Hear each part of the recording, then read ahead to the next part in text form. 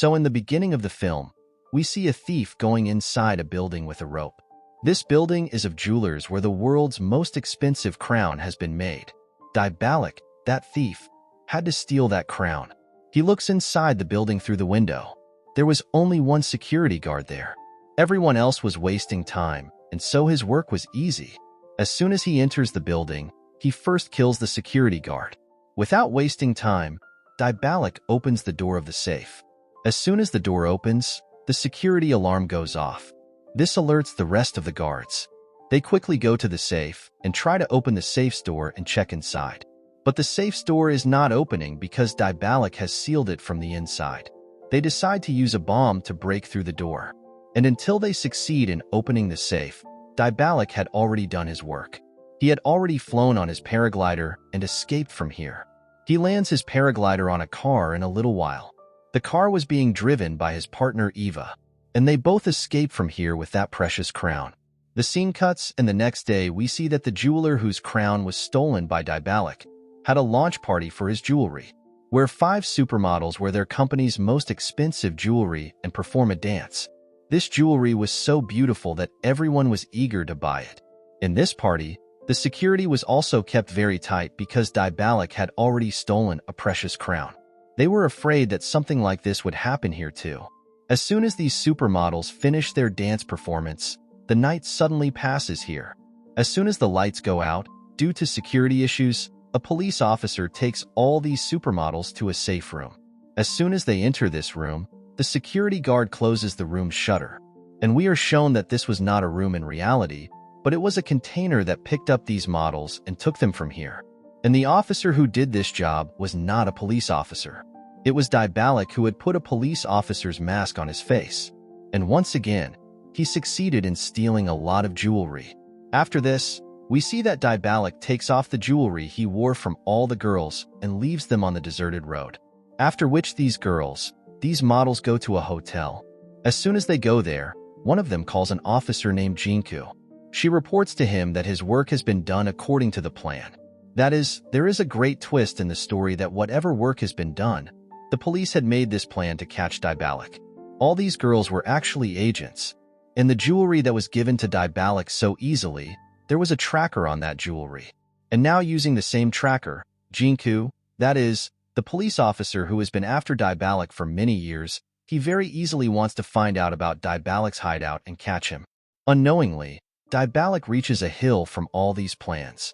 On pressing a button, that hill opens like a door, in which he and Eva take their truck and go.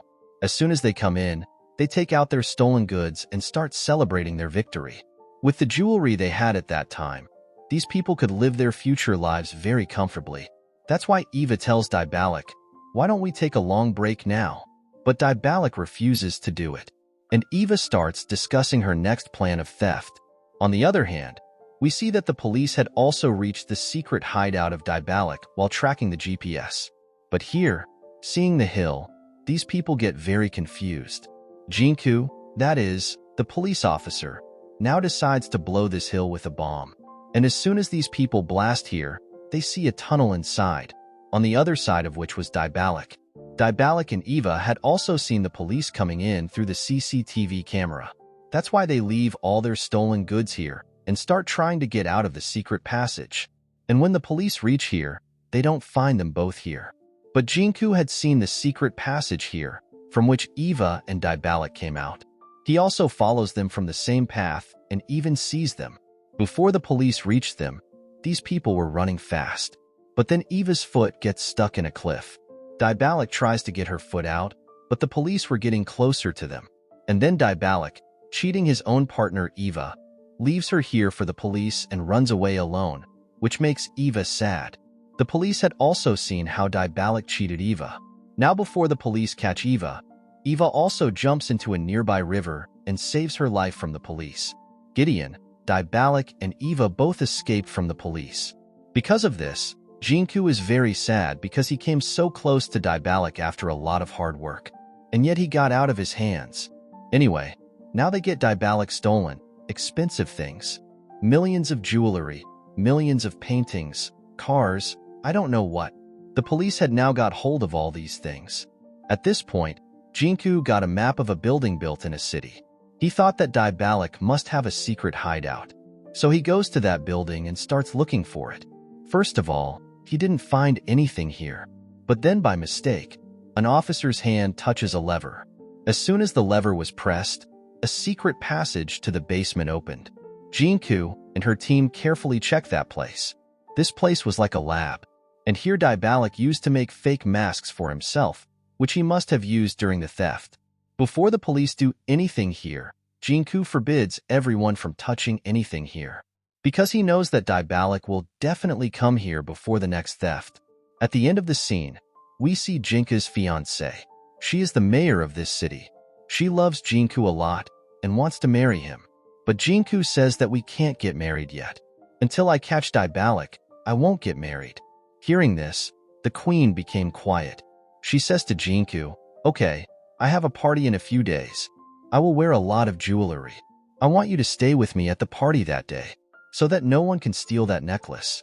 At the end of the scene, we are shown the scene of the building where Dybalik had kept the machine for making masks. There were a lot of police officers stationed here. Dybalik puts on a mic there and starts listening to all the police officers. The police officers were changing their duties, and now it was the duty of the roller. As soon as the second police officer leaves here, Dybalik opens the basement door. As soon as the basement door opens, the officer's eyes fall on Dybalik and he starts pouring bags. But not a single bullet hit Dybalik because there is a mirror wall between them. Hearing the sound of bullets, all the officers came to this basement alert. They see that their police officer was lying unconscious on the ground and Dybalik had stolen his machine for making masks. As soon as Jinku gets this news, Jinku was very angry with his officers that how Dybalik took his machine from under his nose. The next day, Jinku is called by the higher authorities. They ask Jinku, "What will be your next strategy?" Now they were talking that they get a call from Eva. Eva knew that along with Dybalik, the police were also looking for her. She says to the police, "Dybalik has cheated me, so I will support you in catching Dybalik. But in return, I also want something from you. After catching Dybalik, you will release me. All the charges against me will be eliminated, and you will also settle me safely in another country." After saying all this, Eva says to Jinku, "I am giving you only half an hour to decide." As soon as she says this, she turns off the phone. The higher authorities liked Eva's idea. They asked Jinku to work on this idea, but Jinku did not agree to this. Along with Dybalik, he also wanted to catch Eva. Thinking something, he leaves this office and goes to his office. There, while meeting his team, he makes a plan that when I get Eva's call in the next half hour, I will keep Eva busy later. You guys track Eva's location and arrest her. Jinku's plan was working perfectly. As soon as Eva called him, he put Eva on the phone and the police tracked her location and reached her. But Eva did not call from any secret address, but she called from a normal phone booth. Now as soon as these people go to the phone booth to catch Eva, they see that there is no one there because Eva has run away from the tunnel just below the phone booth. And so Jinku's plan failed again. Here at the police station, as much as the police had picked up the stolen Dybalik, an officer noticed that a bracelet was missing from it. The same bracelet that had a tracker in it. She knew that it must be in Eva's hands. And she immediately gives this news to Jinku, which meant that these people could still trace Eva's location and catch her.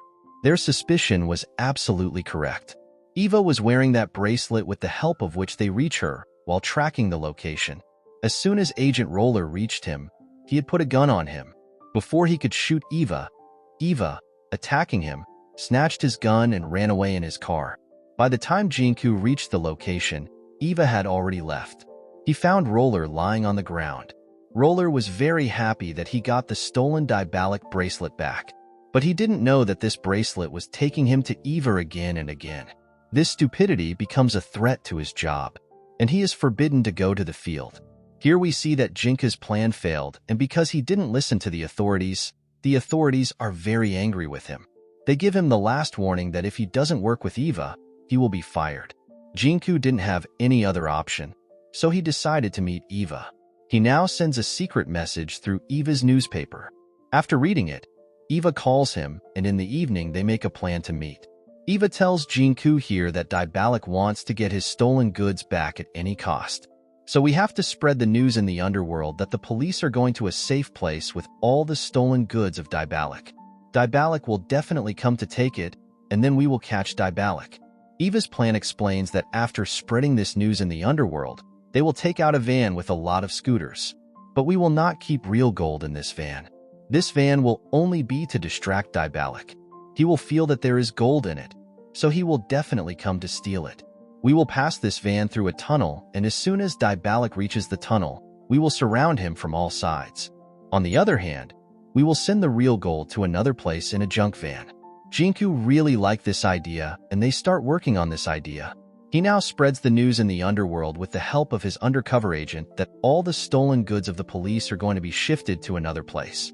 After which Jinku went to his fiancée, and he told his fiancée to forgive him, but I cannot come to the party with you. As far as the necklace is concerned, he will send his most capable officer for its security. Now finally, the day has come when Dybalik will be caught by Jinku. On the other hand, we see that to get himself ready, Queen also invited a makeup artist from the city to her house. Here, all the police officers were being explained their plans at the police station. Now the problem was that if everyone goes on the mission, Jinku will regret his first mistakes. Look, I will do this job very responsibly. After which all the stolen goods were put in a small van. As soon as the order is received, these people take out the fake truck with the security. While on the other hand, the truck filled with goods can be taken out on the other road. According to the plan, when all the cars were passing through the room, suddenly the door of the room closed. Suddenly a man came out of the side. We see Queen, whose necklace was also stolen. On the other hand, the roller also takes the truck out of the highway and takes it to the jungle, where he finds a girl at a distance. They both take off their masks, and the biggest fact is revealed to us that the girl, the makeup artist who met the roller here, is none other than Eva, who stole Queen's necklace. And Officer Roller is also not a police. We go to the cash box and find out that this was all Dybalik's plan. He deliberately left Eva behind that day so that the police would think that he has deceived Eva. And he believed Eva's words. And the day Dybalik went to the basement to steal his mask machine, he really killed Officer Roller that day. After that, he made Officer Roller's mask and wore it himself. Since then, he has been roaming in the middle of the police and no one doubted him. After that, he got all the stolen goods back, and after knowing this, Chinko was most shocked. Neither did he get Dybalik, nor did he get all the goods. At the same time, he also lost more than 3 necklaces of his fiancée. Here Dybalik and Eva took all their stolen wealth and shifted to another country where they decided to live a good life. And showing both of them, this movie ends here. Thanks.